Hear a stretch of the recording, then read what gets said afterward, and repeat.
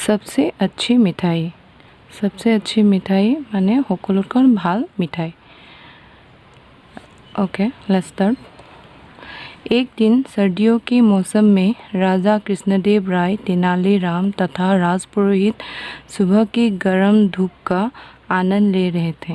अचानक राजा ने कहा, मेरे विचार से शीत ऋतु सभी ऋतुओं में सबसे ज़्यादा अच्छी होती है, क्योंकि इस ऋतु में कुछ भी खाकर पूरी तरह स्वस्थ रह सकते हैं। ইয়াত কি কৈছে, এদিনাখন জাৰৰ দিনত ৰজা কৃষ্ণদেৱ ৰায়, তেনালীৰাম আৰু ৰাজপুৰোহিত ৰাতিপুৱাৰ গৰম ৰ'দৰ আনন্দ লৈ আছিল।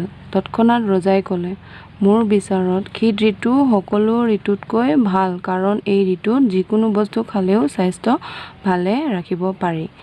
তো নেক্সট হৈছে, राजा के मुख से खाने की बात सुनकर राजपुरोहित के मुंह में पानी आ गया।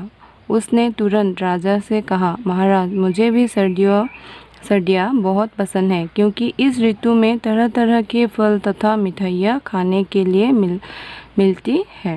तो ইয়াত কি কৈছে, ৰজাৰ মুখৰ পৰা খোৱাৰ কথা শুনি ৰাজপুৰোহিতৰ মুখতো পানী আহি গ'ল। তেওঁ হঠাৎ ৰজাক ক'লে, মহাৰাজ, মোকো জাৰৰ দিন বহুত ভাল লাগে, কাৰণ এই ঋতুত বিভিন্ন ধৰণৰ ফল বা মিঠাই খাবলৈ পাওঁ। फल और मिठाई की बात सुनकर राजा ने पूछा, जरा मुझे ये बताओ कि सर्दियों की सबसे अच्छी मिठाई कौन सी है। তাৰপিছত কি ক'লে, ফল আৰু মিঠাইৰ কথা শুনি ৰজাই সুধিলে, অলপ মোক কোৱাচোন, জাৰৰ দিনৰ সকলোতকৈ ভাল মিঠাই কোনটো হয়। महाराज, सर्दियों की सबसे अच्छी मिठाइयाँ हलवा, मालपुआ तथा पिस्ता बर्फी है, राजपुरोहित ने झट से कहा। তাৰপিছত কি কৈছে, মহাৰাজ, জাৰৰ দিনৰ সকলোতকৈ ভাল মিঠাই হ'ল হালৱা, মালপোৱা আৰু পিস্তা বৰফি। ৰাজপুৰোহিতে এনেদৰে ততালিকে উত্তৰ দিলে। नेक्स्ट, राजा ने तुरंत रसोइये की तीनों मिठाइयाँ लाने का आदेश दिया। तीनों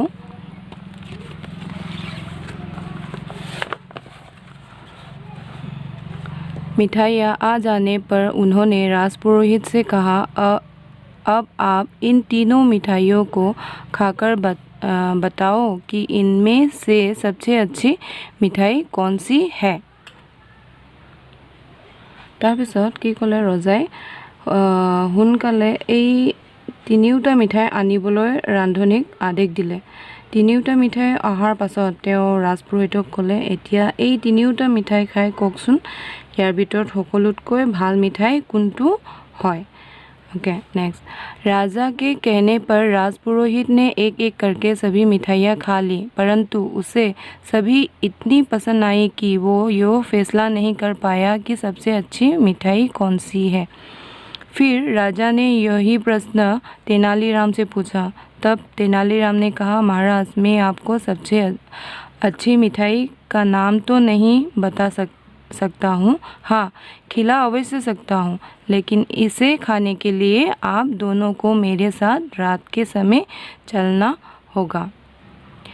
ইয়াৰ পাছত কি কৈছে, ৰজাৰ কোৱাৰ কাৰণে ৰাজপুৰোহিতে এটা এটা কৰি সকলো মিঠাই খাই চালে, কিন্তু তেওঁ সকলোবোৰ মিঠাই ইমান ভাল লাগিল, তেওঁ সঠিক কৰিব নোৱাৰিলে যে সকলোতকৈ ভাল মিঠাই কোনটো হয়। তাৰপিছত এই প্ৰশ্ন তেনালীৰামক সুধিলে। তেতিয়া তেনালীৰামে ক'লে, মহাৰাজ, মই আপোনাৰ সকলোতকৈ ভাল মিঠাইৰ নাম ক'ব নোৱাৰিম, কিন্তু হয় খুৱাব পাৰোঁ, কিন্তু খাবলৈ আপোনালোক দুয়োজনে মোৰ লগত ৰাতিৰ সময়ত বাহিৰত যাব লাগিব। নেক্সট কি কৈছে, फिर उस रात तीनों सबसे अच्छी मिठाई खाने के लिए महल से बाहर चल पड़े। तेनालीराम उन्हें लेकर नदी के किनारे खेतों के पास जा पहुंचा। वहां कुछ गरीब किसान सर्दी से बचने के लिए आग जलाकर उसके आसपास बैठे थे। तेनालीराम ने उनसे कई चीज़ लेकर राजा और राजपुरोहित को खाने के लिए दी। उसे खाते ही दोनों एक साथ बोल उठे, अरे यो मिठाई तो बहुत ही अच्छी है। यो कौन सी मिठाई है तेनालीराम, जरा इसका नाम तो बताओ। ইয়াত কি কৈছে তাৰপিছত সেইদিনা ৰাতি তিনিওজন ভাল মিঠাই খাবলৈ ৰাজপ্ৰসাদৰ বাহিৰলৈ ওলাই আহিল। তেনালীৰামে তেওঁলোকক নদীৰ ওচৰত থকা খেতি পথাৰলৈ লৈ গৈ পালে। তাত কিছুমান দুখীয়া খেতিয়কসকলে ঠাণ্ডাৰ পৰা বাচিবলৈ জুই জ্বলাই তাপ লৈ ওচৰৰ পাজৰে বহি আছিল। তেনালীৰামে তেওঁলোকৰ পৰা কিবা বস্তু এটা লৈ ৰজা আৰু ৰাজপুৰোহিতক খাবলৈ দিলে। সেইটো খোৱাৰ পাছত দুয়োজনে একেলগে মানে ক'ব ধৰিলে, এই মিঠাইটো খাবলৈ বহুত ভাল। এইটো কোনটো ধৰণৰ মিঠাই হয় তেনালীৰাম, অলপ ইয়াৰ নামটো কোৱাচোন।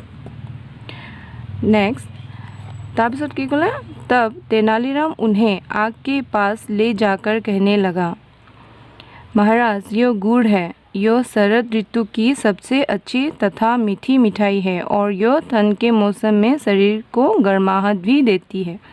तेनालीराम का उत्तर सुनकर राजा मुस्कुराने लगा।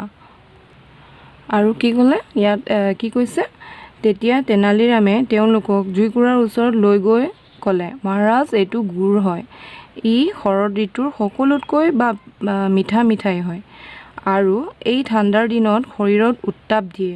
তেনালীৰামৰ উত্তৰ শুনি ৰজাই হাঁহিব ধৰিলে।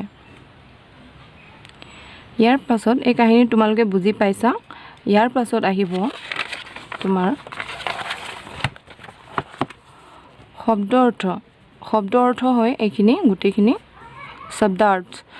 राजपुरोहित, राजा के दरबार में धार्मिक कार्य करने वाला, स्वस्थ तंदुरुस्त, आदेश आज्ञा, गर्माहट गर्मी, शीत ठंडा, तुरंत जल से जल, शरद एक ऋतु। এই সকলোখিনি তোমালোকে ঘৰতে মেমৰাইজ কৰিবা। আৰু ইয়াৰ লগতে আছে তোমাৰ এইখিনি চোৱা, फर्स्ट निम्नलिखित प्रश्नों के सही उत्तर पर सही निशान लगाइए। ইয়াত কৈছে, ইয়াত যিবোৰ দিয়া আছে তাত সকলোখিনিত কি কৰিব কৈছে, মানে কাৰেক্ট চিনটো দিব দিছে, যিটো কাৰেক্ট হয়। ঠিক আছে। क नंबर में राजा के विचार से कौन सी ऋतु सबसे अच्छी होती है? वर्षा ऋतु, শীত ঋতু, বসন্ত ঋতু। ইয়াত কি কৈছে, বৰ্ষা ঋতু বৰষুণৰ দিন, শীত ঋতু ঠাণ্ডাৰ দিন, বসন্ত ঋতু যিটো মানে গৰম ঋতু, যিটো গৰমৰ দিন। তো ইয়াত কি কৈছে, কাহিনীটোত কি কৈছিলে, শীত ঋতু। তেতিয়াহ'লে ইয়াত আমি কি কৰিম, শীত ঋতুত কাৰেকশ্যন লগাম। नेक्स्ट होते राजपुरोहित। नेक्स्ट होते खत। राजपुरोहित किसके बारे में कोई फैसला नहीं कर पाया? सबसे अच्छी ऋतु के बारे में, सबसे अच्छे राजा के बारे में, सबसे अच्छी मिठाई के बारे में।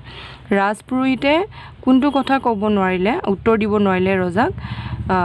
ঋতুৰ কথা নহয়, ৰাজাৰ কথা নহয়, মিঠাইৰ কথা, মানে সকলোতকৈ ভাল মিঠাইৰ কথা।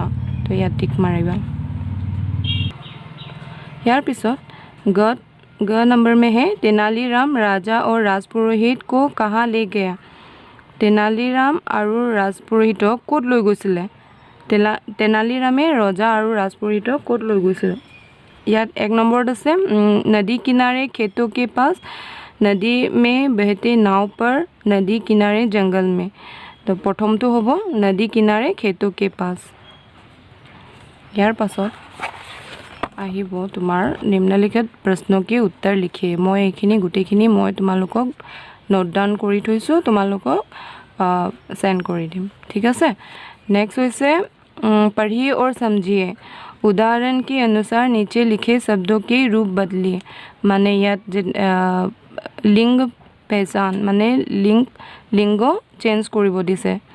ইয়াত ৰজা আছে, ৰাজা আছে, ৰাজা হ'লে ৰাণী হ'ব। ৰাজা ৰাণী, नर नारी, मोर मोरनी, शेर शेरनी, आदमी औरत, लड़का लड़की। नेक्स्ट होइसे निम्नलिखित वाक्यों में कुछ शब्दों के नीचे रेखा खींचे हुए हैं, उन्हें ध्यान में रखते हुए नीचे लिखे वाक्यों को अपने शब्दों में लिखे। মানে শব্দটো যিটো আন্ডাৰলাইন কৰা আছে, এই আন্ডাৰলাইন কৰা শব্দটো আৰু বেলেগ এটা ৰূপ দিব দিছে, বেলেগ এটা সেন্টেন্সত লিখিব দিছে। ঠিক আছে। তো তেতিয়াহ'লে কি হ'ব যেনেকৈ ৰাজপুৰোহিত सुबह की गरम धूप का आनंद ले रहे थे राजपुरोहित सुबह की गरम धूप सेक रहे थे एकेই হ'ব কিন্তু মানে অলপ চেঞ্জ কৰিব দিছে ঠিক আছে राजपुरोहित के मुंह में पानी आ गया राजपुरोहित के मुंह में पानी आ गया ইয়াক আমি চেঞ্জ কৰিব পাৰোঁ কি কেনেদৰে राजपुरोहित के मुंह में लालच आ गया ঠিক আছে মই ইয়াত লিখি দিছোঁ তোমালোকে নোট ডাউন কৰি ল'বা ओके ग यह ठंड के मौसम में शरीर को गर्माहट देती है यह ठंड के मौसम में शरीर को उष्णता देती है तो तुम्हारे अंडरलाइन कर लो उष्णता देती है लालच आ गया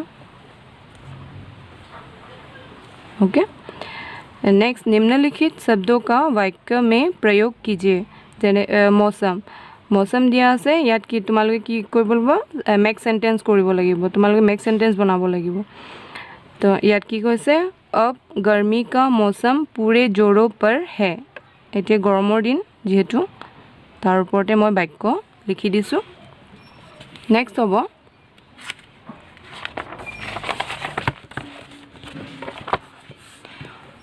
स्वास्थ्य व्यायाम करने से स्वास्थ्य अच्छी रहती है स्वास्थ्य जेटू स्वास्थ्य अंडरलाइन करिबा स्वास्थ्य मिठाई गुड़ सबसे अच्छी तथा मीठी मिठाई है मिठाई मिठाई अंडरलाइन फैसला कौन सी मिठाई सबसे अच्छी है यह फैसला करना मुश्किल है এই গোটেইখিনি মই লিখি দিছোঁ তোমালোকে ঘৰত পঢ়িবা ঠিক আছে